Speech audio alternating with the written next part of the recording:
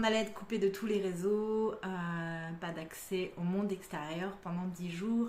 Et on allait être juste avec nous-mêmes. Donc voilà, l'aventure commençait. Il faisait très chaud, il fait très chaud, très humide. Déjà, ne serait-ce que dans cette partie du Pérou, mais aussi au cœur de la jungle. Donc ça annonçait vraiment des conditions qui allaient quand même être extrêmes. Bon, on avait de la chance, il pleuvait pas encore. On a eu de la pluie pendant la retraite. Ça a été aussi folklorique, ça va, on n'a pas eu beaucoup. Mais il y a eu des moments en fait où il y a beaucoup plu et bah, les gens là-bas nous ont prêté, nous ont taillé des bâtons en bambou pour qu'on puisse marcher parce que bah, on s'enfonçait dans la boue. Ça a été une expérience vraiment très intense dès le départ. Pourquoi? Parce que comme je te l'ai dit, je travaillais déjà avec la plante depuis quelques jours. Le changement d'humidité de la ville qui était très sèche à la jungle qui était très humide. La première nuit, j'ai passé la pire nuit de ma vie, je pense, où j'ai déjà purgé de partout. Donc je te laisse imaginer, moi qui étais au cœur de la jungle, on était dans des petites cases, donc on appelle ça des tombos là-bas. C'est des petites cases en bois sur pilotis. En bois. Le sol est en bois, les armatures sont en bois, le toit est en tôle et le reste c'est de la moustiquaire. Donc voilà, pour te donner un petit aperçu, tu as peut-être pu le voir dans le réel que j'ai tourné où j'ai mis des petites photos. Voilà, tu as un lit avec une moustiquaire, tu as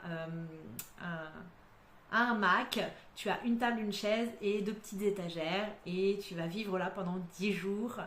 Tu as un petit ruisseau qui passe en dessous, donc tu vas pouvoir aller te laver tous les jours, même si laver est un grand mot, puisque nous n'avons pas le droit d'apporter de produits d'hygiène corporelle dans la jungle. Donc tous les jours, il y a un charmant monsieur qui vient t'amener un lot de feuilles dans un seau. Ce sont des feuilles qui créent de la saponine en fait et qui ont les vertus de nettoyer. Donc tous les jours, nous allons faire tremper nos feuilles dans ce seau et pouvoir nous nettoyer. Et ben je t'avoue que ça fait du bien. Tu te sens un peu plus propre quand même tous les jours. Après voilà, c'est folklorique, c'est l'aventure quoi. Moi je repense toujours à mon fils qui me dit toujours maman on part à l'aventure. Et ben là je pensais à ça quoi. J'étais dans l'aventure totale, vraiment Robinson Crusoe. Et moi ça m'a fait kiffer. Et pourtant, je suis une petite citadine, comme tu peux voir, qui aime mon confort, qui aime ma petite nourriture, qui aime ma petite cuisine, ma petite douche, mes petites toilettes. Et là, bah, il a fallu que je fasse mes besoins dans un seau pendant 10 jours, que je me douche dans un rivière-ruisseau et que je cohabite avec les insectes et les animaux de la jungle. Alors ça, je vais t'en parler aussi pour les gens qui auraient par exemple, très peur de franchir le pas. Tout est fait pour être protégé. Déjà parce que le chaman a une puissance énergétique qui permet de nous protéger au sein de la jungle et que c'est comme si on passait un pacte avec la jungle quelque part. Et moi pareil, hein, je l'ai passé toute seule mon pacte. C'est-à-dire que je suis arrivée dans ma petite case et j'ai dit bon, on est ok. Moi j'ai peur de tous les insectes, donc les gars, je vous respecte, je n'écrase personne durant mon séjour, mais vous venez pas, s'il vous plaît, je vous en supplie, vous venez pas. Et ce qui s'est passé, c'est que j'ai eu quasiment aucun insecte. J'ai eu quelques petites araignées que j'ai pris le courage d'enlever avec mon petit balai et que j'ai remis dehors, voilà. Si j'ai eu la visite d'un charmant animal une fois où j'ai ouvert ma porte le matin et j'ai un truc gluant qui m'est tombé sur l'épaule. Alors bon, comment te dire que vu que j'ai peur de tout, on m'a entendu crier à 15 km au loin, bien sûr, les autres se sont inquiétés. Mais ce n'était qu'un malheureux lézard. Bon, ce n'est pas un lézard que tu vois en Europe, non, c'est un lézard de la jungle amazonienne, n'est-ce pas?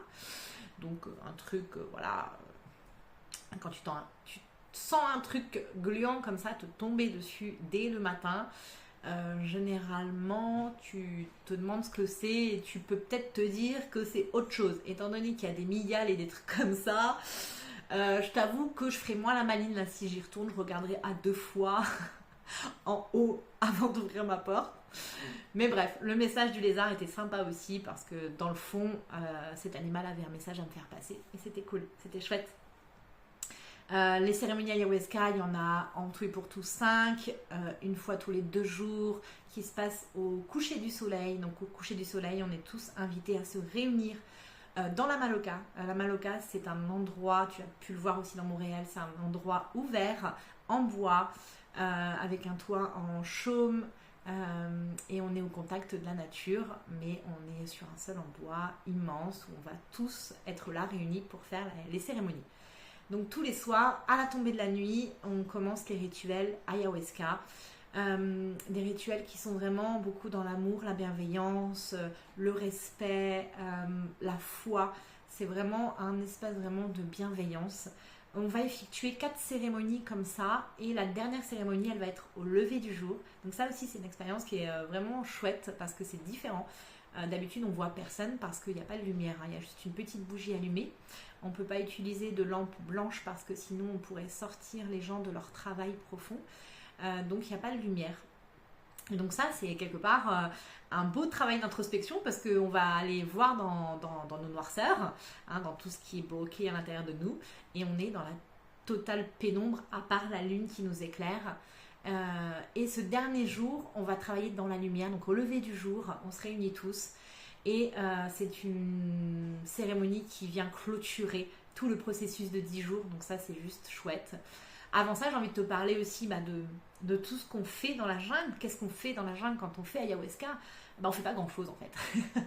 Parce qu'on est vite fatigué. On mange pas beaucoup. On mange pas tant que ça. Alors il y en a, ils vont au rabat. Il y en a qui se reconnaîtront quand je dirais ça. Il y en a qui vont au rab. Moi, j'avais pas l'estomac pour ça. J'avais pas l'énergie pour ça. Donc je mangeais très peu. Mais c'est toujours avec beaucoup d'amour et de bienveillance qu'on vient vous apporter la nourriture et tu es tellement reconnaissant d'avoir un peu de force que du coup tu manges et tu remercies grandement les gens qui font tout ce travail pour toi parce que pendant 10 jours tu es baigné d'amour, baigné d'attention, voilà, on est aux petits soins avec toi, même si pour toi ça paraît pas des grands soins parce qu'on n'est pas en Europe et que c'est pas des petites pantoufles qui t'attendent à la sortie de ta chambre d'hôtel, mais ça a beaucoup d'importance parce qu'ils le font tellement avec le cœur qu'on sent vraiment une générosité énorme chez les Péruviens. Donc tous les jours on vient nous apporter à manger, il y a des jours où les heures sont décalées en fonction de nos cérémonies ayahuasca parce qu'on ne peut pas être en pleine digestion quand on prend la plante, donc voilà, les heures sont plus ou moins décalées. Les jours où il n'y a pas cérémonie, moi c'est des journées où je reste beaucoup dans mon tombeau, beaucoup à écrire, à dessiner, à jouer de la flûte parce que j'adore la flûte et que du coup voilà, j'avais une grande envie d'approfondir mes connaissances pour pouvoir en jouer un cercle de libération en France avec mes médecines à moi.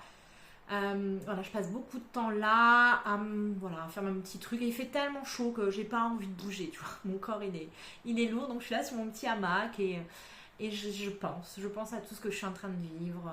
Je vis l'instant présent, je suis beaucoup connectée à la nature, je vois les papillons passer, les papillons sont juste incroyables dans la jungle amazonienne.